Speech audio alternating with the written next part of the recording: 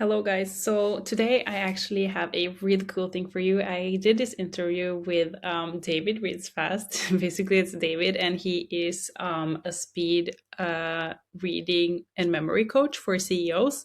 And I cannot tell you, I just want to jump right into it, but I just want to say that I love this. And first of all, he's super awesome. Second, he's like all of the things he's saying is backed with science. So he's basically it's proven, okay? And I also think just in general, if you struggle reading, just either if it's slow or non-existent, I promise you this will motivate you and also encourage you and also make it kind of way more simpler to actually start reading. And I think I like had a lot of epiphanies myself. And I think my favorite part of this interview was I realized that reading is actually a form of meditation and it can reduce stress. And so basically, the reading itself, obviously, you will learn skills and you will learn things. But I just like he also made me realize in all the other ways you will improve your life just by reading more. So yeah, let's just get into it. But I just want to say I love that. And yeah, let's just get started. And you can find him at David Reads Fast, but also just like enjoy this conversation. Well, let's get started. I wanted to like first ask because you work with people who are already like high achievers and CEOs and high performance, and I'm just like curious why you think they need to like read and improve their skill set. So like why do you think it's important for them too to continue learning? The one constant in business is change. And another constant is if you're someone who sees himself as a high performer, you're always going to need to learn because you're the person that keeps making yourself be the dumbest person in the room.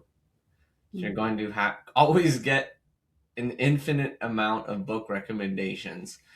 And some of the people I work with have paid and continue to pay, let's say, some of them 30,000 or more a month in consulting, Mm. and they still get book recommendations all the time. They could pay all the money in the world, but at the end of the day, you still need to learn the information.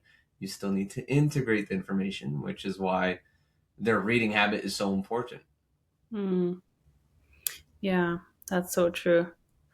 Do you, because I feel like there's like a lot of resistance maybe to actually read as well, and I think maybe it's because of like media and like we have other formats to learn. But personally, I feel like yeah, books are so valuable. But I'm curious, like from your perspective and from working with clients, why that is so important to keep that way of learning.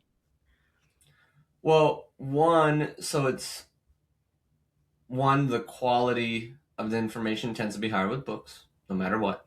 Yeah.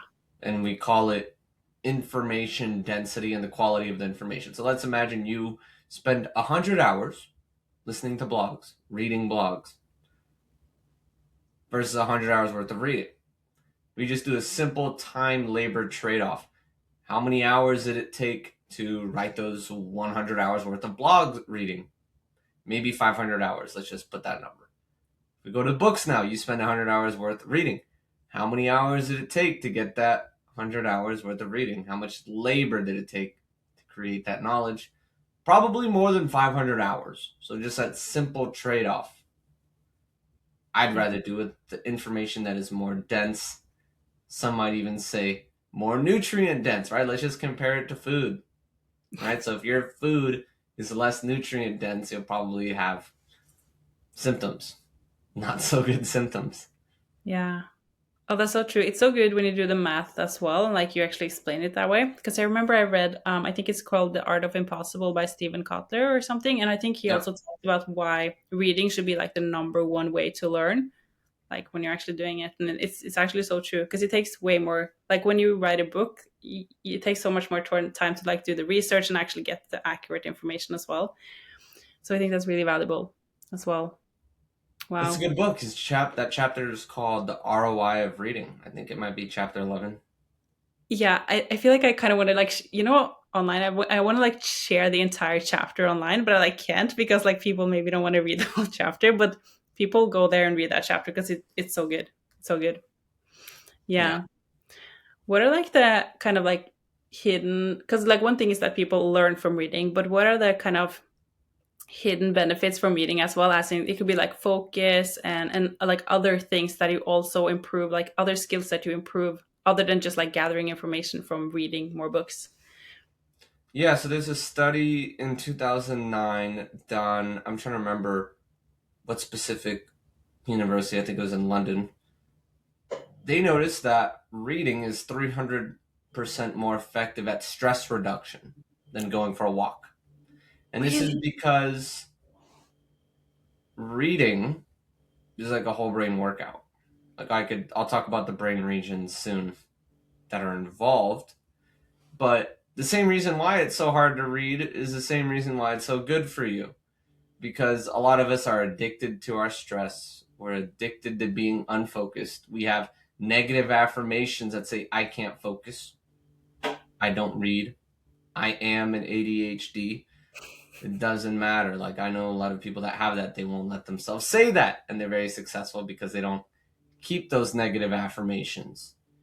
Um, some other hidden benefits I've seen with some of my clients, their insomnia that they've had for 5 years has completely gone away because now they have a reading habit, and it's real That's because crazy. it requires like your mind. You can't multitask. Like multitask by Stanford studies have been proven to be extremely inefficient. We need less of doing like 10 things at once, or your hair is going to fall out. True. That's like me today. I was like literally like brain dumping all the stuff I'm doing because I know I'm doing too much, so now I need to like cut down. Why is that true that you can actually reduce stress by reading more? Well, it's reading is like a form of meditation where it's requiring your focus. You're focusing on someone's consciousness versus with meditation, you're focusing on the breath. It's not really emptying of the mind, so to speak, ever, which is once what some people like to say about meditation, which is why they say they don't like to do it. That's not really the case. It's just fully present on one thing.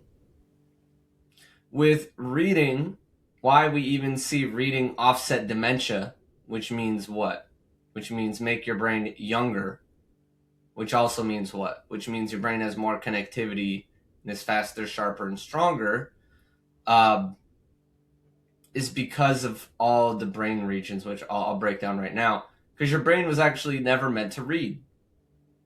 It wasn't. We're lucky that it's possible because just the right brain damage in the right area can make it so you could look at letters, so you could write, but you'll never be able to read. Imagine that you wake up one day and you're looking at a wall of text and you can't read it no matter how hard you try. That's a reality for some people. So don't take your reading for granted. Like it can just get messed up. So first we start with you look at a piece of paper, it hits your occipital lobe right here in the back of your brain. And then your brain repurposes part of your occipital lobe, which is where visual processing happens. A certain left part of your occipital lobe, which is for vision, that is meant for reading faces and looking at faces, now is repurposed into what we call the visual word form area, which turns the symbols on your paper into letters and words you can actually process. Then that gets sent to two different areas of your brain immediately, to the Broca's area and Wernicke's area, which is the top of your brain, parietal, which is where like we do anything around spatial recognition and memory around there, or like what is like just raw comprehension of what is a tree, versus temporal lobe, which is Wernicke's down here. You'll see right here. I have a little brain somewhere that I could pull up too and show you. Uh, Temporal, which is language.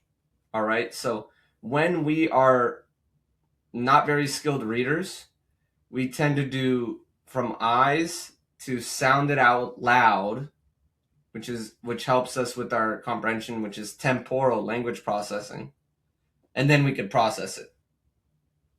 But there's a study done that showed that people who could do the Broca's area, which is the ventral stream. Now I'm getting to something else here. Um, Once you become more of a skilled reader, you don't have to sound each individual word out loud. Like when you see a stop sign, do you have to say stop out loud? Usually, no.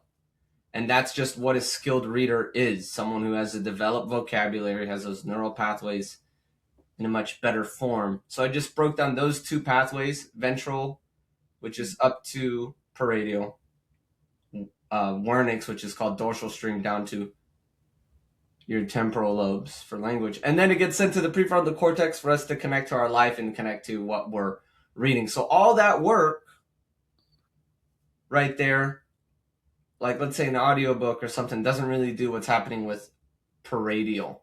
So this is why we see people have better comprehension when they're reading off of a piece of paper, better memory when they're reading off of a piece of paper, because there's no connection. Like, what am I connecting with? Like, can I when I listen to an audiobook, can I go grab my audiobook and go to where I was listening to, where I took notes? Oh wait, they didn't take notes in the first place because it's audio.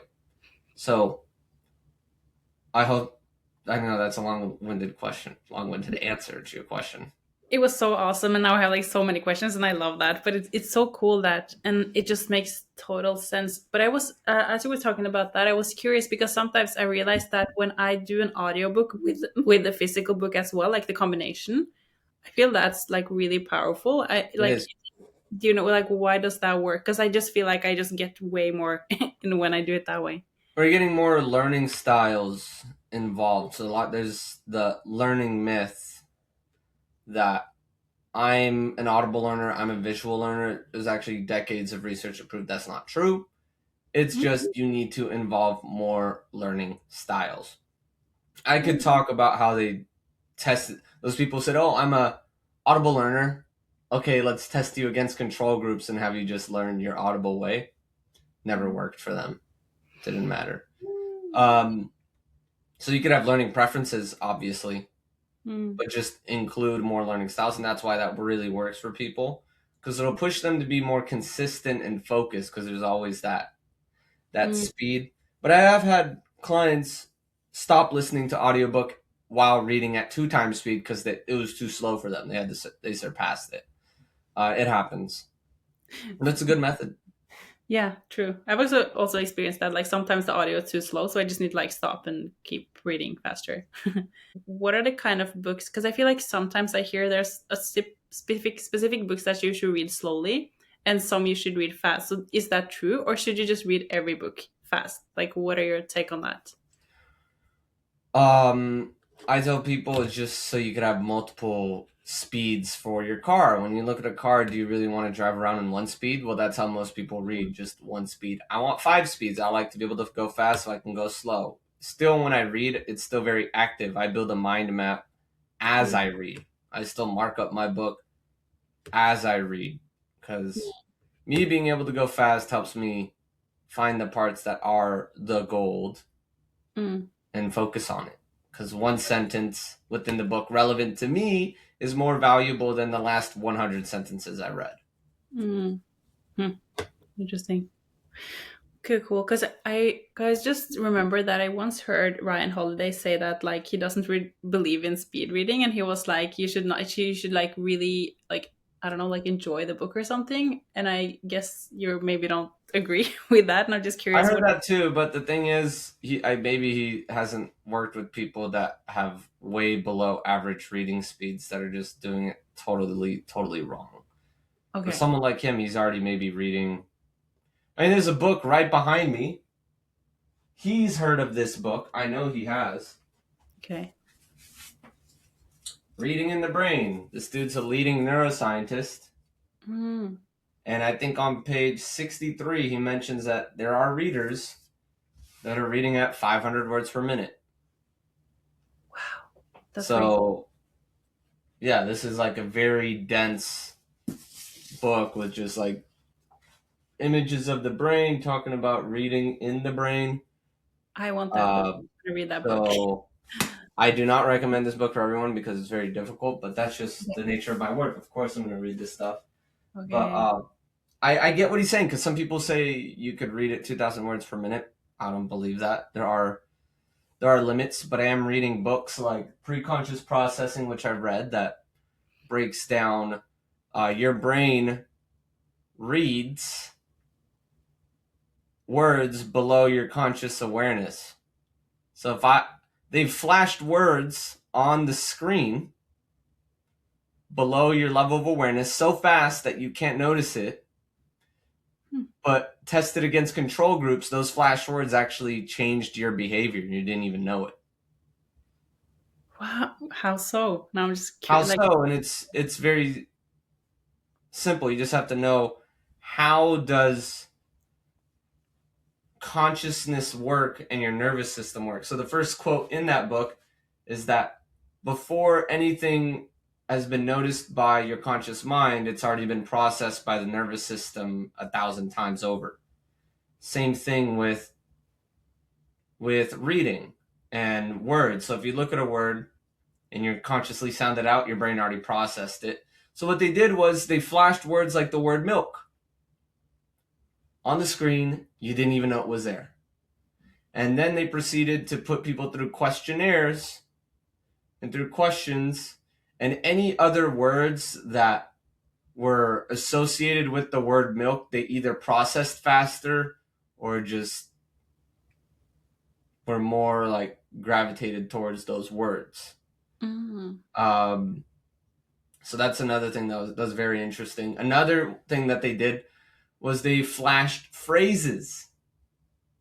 So they flashed phrases like, I won't say the phrase, I'll paraphrase the phrase, but they flashed a phrase with men knowing that it would mess up their inner psyche. So again, this is below their level of awareness, and it would make them play worse at darts.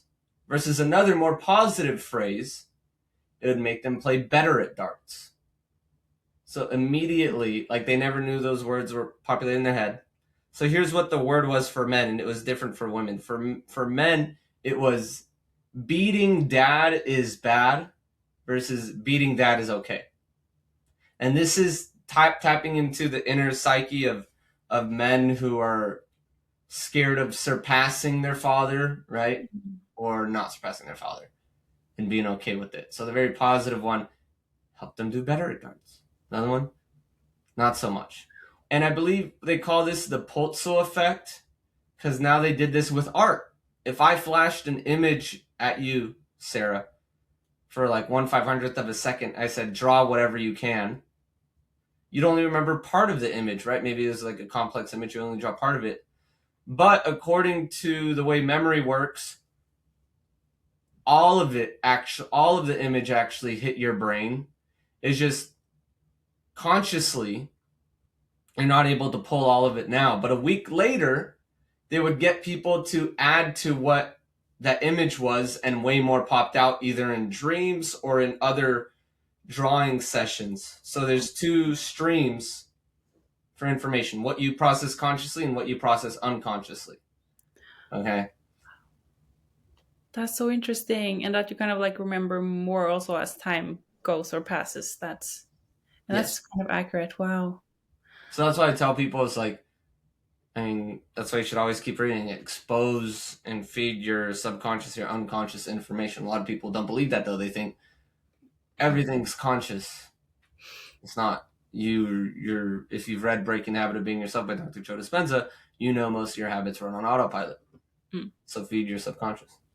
Yeah, that's so true. Because my next question was about, because I feel like you're really good at remembering all the like the facts and you know so many things, and I'm just curious how you, I guess, remember it all. Do you have like a specific practice to remember all these facts, or do you read in a way that makes you remember things better than other people who read? Because I love reading a lot of books, but I'm also scared that I will just forget about everything, because there's something about like retention information and stuff like that.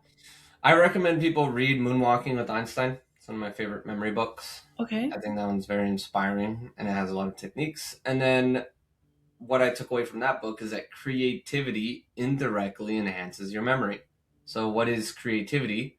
Creativity is the connection of things to other things that maybe shouldn't connect.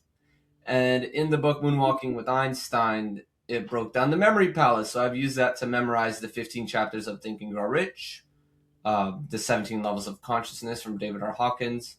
You could do it. And then once you do this, like, as I read, I'll build the memory sequence of whatever it is. So it's intuitive, not so it's like I gotta learn this complex thing. Good memory sequencing is intuitive, just like it's intuitive to always ask people, so what's your story? Okay, so what does this mean? Okay, let's talk about this. You can do the same thing with your memory. Mm. Wow, I need to read that book. That's really interesting. And also it's nice that it's kind of, yeah, that you don't have like use willpower to do it, but it's more like intuitive, as you said. Yeah, Yeah. What about note taking? That was one question. I'm like, how do you take notes, and do you always take notes, and like, or yeah, how do you, what are your thoughts around that?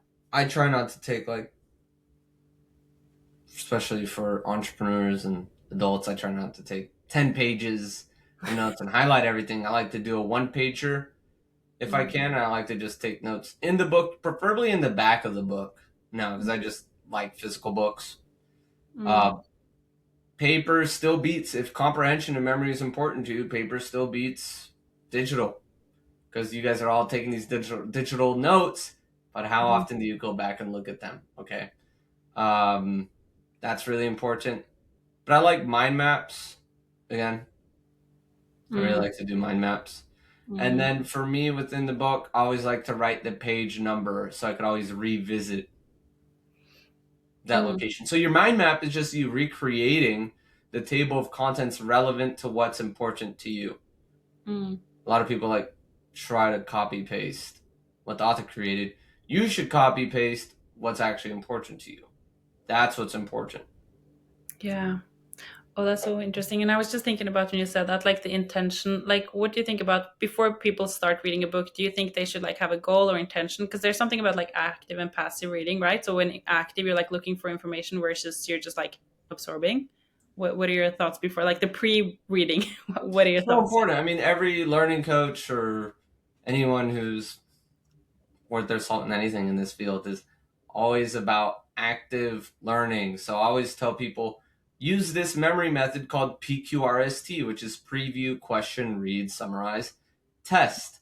So even reading teachers Mm. for young kids understand the concept of a cold read versus a warm read. The cold read is just hand them paper and don't tell them what they're about to read. A warm read is prime their mind on what you're about to read, get them prepared, and they'll have better comprehension and better memory of the information. Same thing with adults. A ton of adults always do cold reads. They don't look up summaries. I do. They don't look up reviews. I do. They don't listen to the author a little bit before they read the book. I do. They don't flip through the book, highlight some things, ask questions. I like to write 3 to 5 questions before I ever read a book to activate my RAS, my reticular activating system, the brain's filter for what is important and what is not. Mm. Wow, this is so good. I need to do it because I realize like whenever I go to like a bookstore and find a book, then I'm way more like excited to read like before I start reading because then I've like read like the marketing and the back and but if I Mm, just like open my Kindle and I'm on the page, I'm not as motivated. It like takes more effort to like get into it. yeah. So that makes total sense. You gotta Mm. sell yourself. You gotta sell yourself on the book every time, and you have to be okay with that. Do you do that? Like when you sit down to read, like do you actually how do you do that? Like what is your reading routine in terms of priming yourself and also like the actual reading? Yeah, exactly what I broke down. Mm. I look at the reviews, I look at Mm. summaries, I listen to the Yep. author a bit. Who is the Every time. author? What does their voice sound like? What are all these things that make it more like, because everyone always says, okay, well, people say I don't have the time to read. But if you met a billionaire and they talked to you and they got to know you and they said, hey, you need to read this book, you'd probably read the book and you'd be pretty excited to read it. So, how do you recreate that experience for yourself? Well, Mm. no, now you've got AI. You could ask AI to pretend to be like a billionaire or something, or look at their book recommendations. Mhm. If they say sales is important, are you good at sales? Did they Mm. say marketing is important? Have you read their marketing books? Do you look up to this person? Great. Just look at their books. Would they recommend this book to you? Simulate that. Like, honestly, Mm. that's what I tell people. That's really good. Do you do it like every time before you read a book or just before you start reading a specific book? Is it like a one-time event before the book or like every single or do you finish one book in one sit? Oh, Really? it's only once I decide to like buy the book. Okay. Once I decide to buy the book, that's the process I like to go through. Like right now, I'm reading a book called Love is a Killer app. One of Interesting. my friend's CEOs, he sold one of his businesses for $40 million, and he recommended that book. So I've met him, I've worked with him, like him a lot. He's well read. So I just bought it. I read some summaries. I was like, okay, this looks good. So I bought it and I'm Nice. reading it. That's awesome. Wow.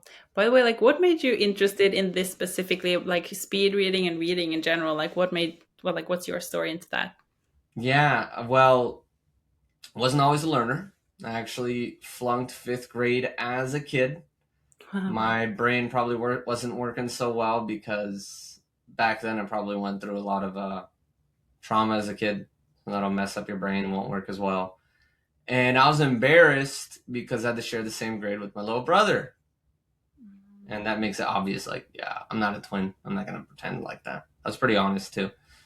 Mm. And then after college, seeing all my friends get dream jobs while I had to move back in with my parents because I just couldn't make it work for some reason. Uh, that's when I really like took responsibility for my situation. Friend gave me two books that changed my life, changed my mindset. From there, that really just gave me the courage to ask for help because I think being able to overcome fear is a sign of strong emotional intelligence, and emotional intelligence is a skill, right? There's no class you could take to be courageous. That'd be cool. Schools Mhm. could do that, make kids more confident. That's also a sign of emotional intelligence. That's also a skill, which is very important.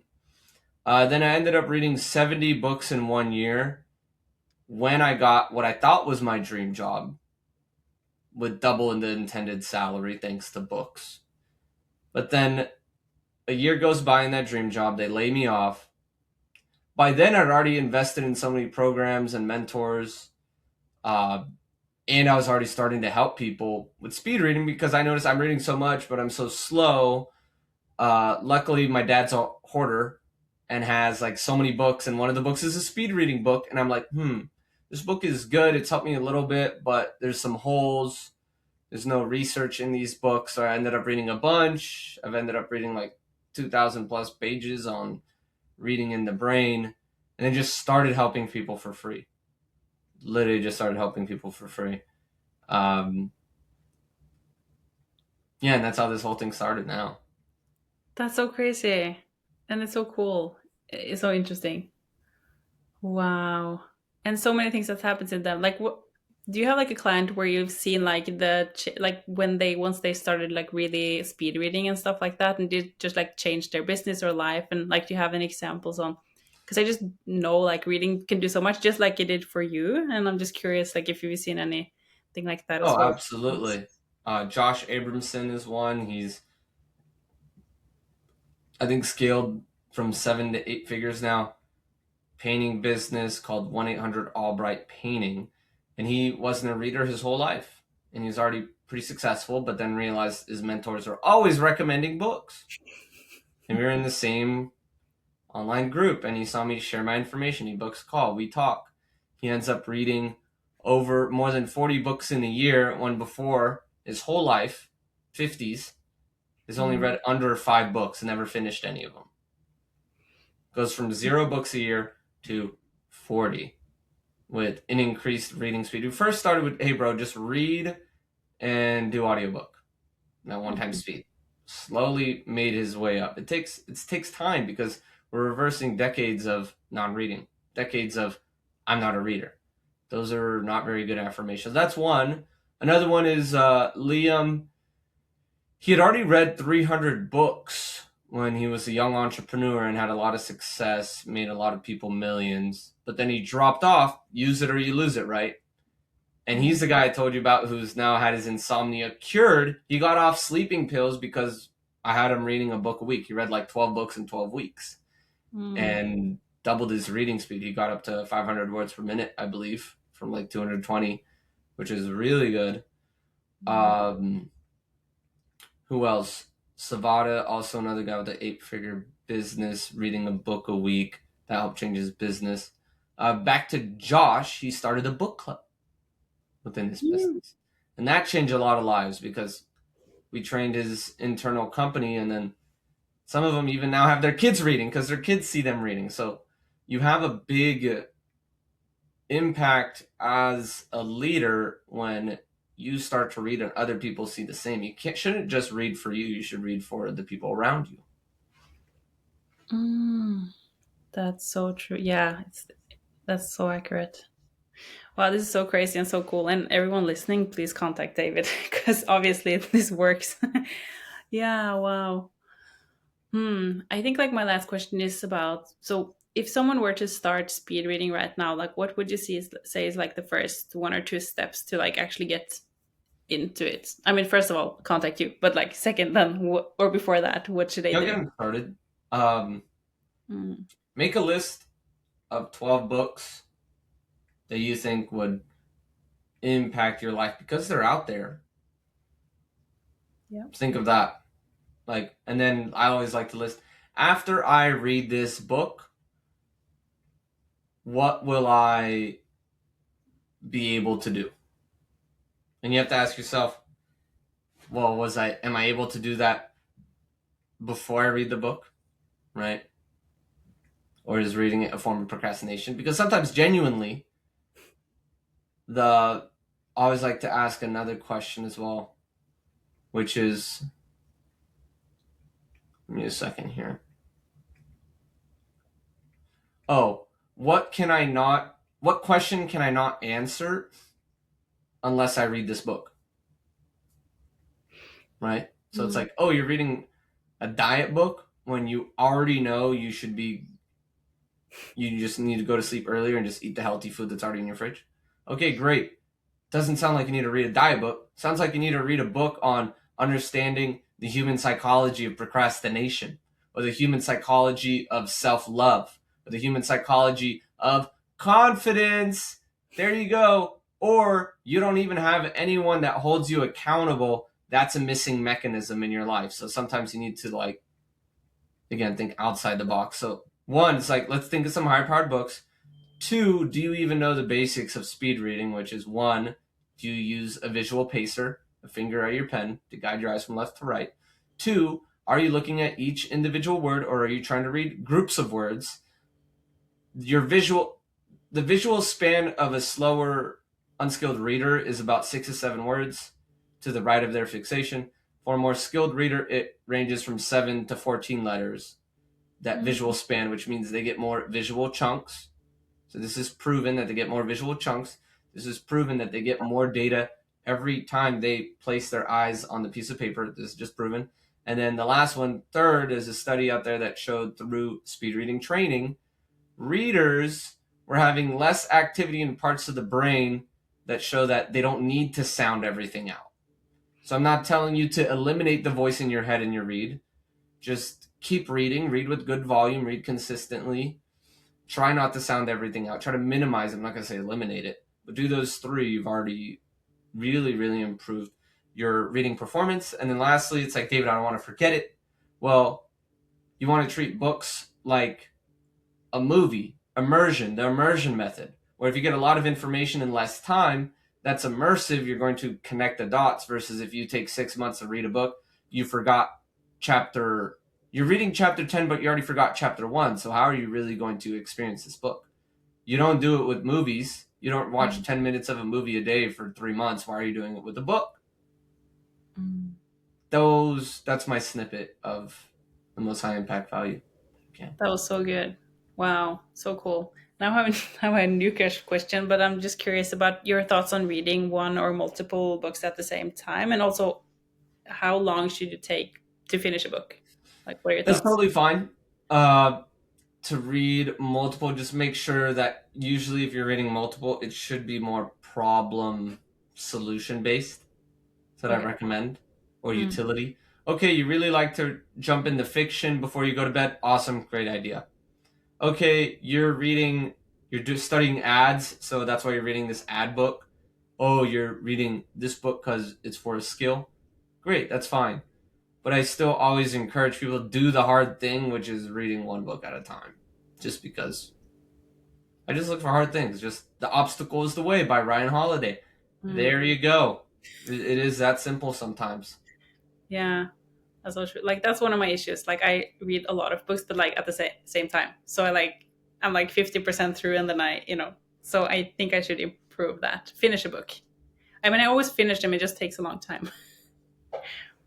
Mm, I'll work on it. That was great. Cool. Do you feel like there's anything you feel like we haven't covered, or do you want to share before we end the podcast? Um, Tell me what inspired you to write your book. I think I just could not write it. So the thing about my book is that I dropped out of medical school when I was halfway through, and it was like a really tough decision to make. And I feel like I had to like, in the same way, like every human being has like a filter they watch, like see the world through. Like my filter was wrong, and that's why I stayed in an educational program that wasn't good for me. So yeah, what inspired me was like a combination of I could not write it because I needed to kind of figure out my own perspectives and like kind of understand these new concepts myself. So I wrote a lot, and I also knew that I wanted to publish a book. So I always I think like since I was 16, I just was like I really want to publish a book as well. And I also just love writing. It's like an expression. It's like a cleanse, if that makes sense. Yeah, and I think there's because I've like had a business for 5 years, like I've done like newsletter and like a lot of writing like online, but I think I really wanted to have something like physical and to be like this is something I can look back on and actually have. So I think like the combination of all of those things, it's really like one thing, but the combination of all of those, I think. I love how you say writing is cleansing. I could definitely see that. Yeah, do you write as well? Yes. Yes, nice. How often and stuff like that? Or do you, and in what Case format? by case basis. Now I do a ton of different writing. Like I do writing for video scripts now. I do writing now for funnels. I really like it when it's just writing for my book, but other things come up, right? Uh, I but know. yeah, it's very fulfilling. Like I think I spent the whole week just writing my book, and that was so much fun because there's a forest by me, so I just set up a table, my laptop, in the forest and write until the battery died, and just leave. Oh, that's cool. That's a good Yeah. way of doing it. That's nice. That's cool. Nice.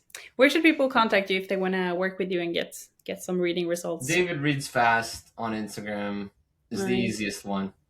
Cool. That was so nice. Thank you so much for this information. This was so like scientific as well, and I truly appreciate that. That's also something I want to like read more about, like the science behind everything I do, like psychology wise and stuff like that. So really appreciate that you had that as well, and also just in general talking and also sharing about like your trauma and past because I think that's so valuable as well because people can like see themselves. So I just wanted to say thank you. It's so important. And you need to look at your past, what I call 10x jumps. Where were you 5 years ago? Right? Oh yeah, Grateful for that. it's so true. 10 years ago. Yeah. How would that person respond if like you met that version of you? What would you tell that person? Oh Right? yeah, this is big, like your past self. And have you it's kind of like the gain mindset, not the gap mindset. If you read like Dan Sullivan, it's about the like stopping and appreciating how far you come. But yeah, so cool. Love the perspectives. It's proof that reading is good. Like you're the result, so that's super awesome. And like look at you and how you turned out, so that's awesome. Nice. Well, thank you.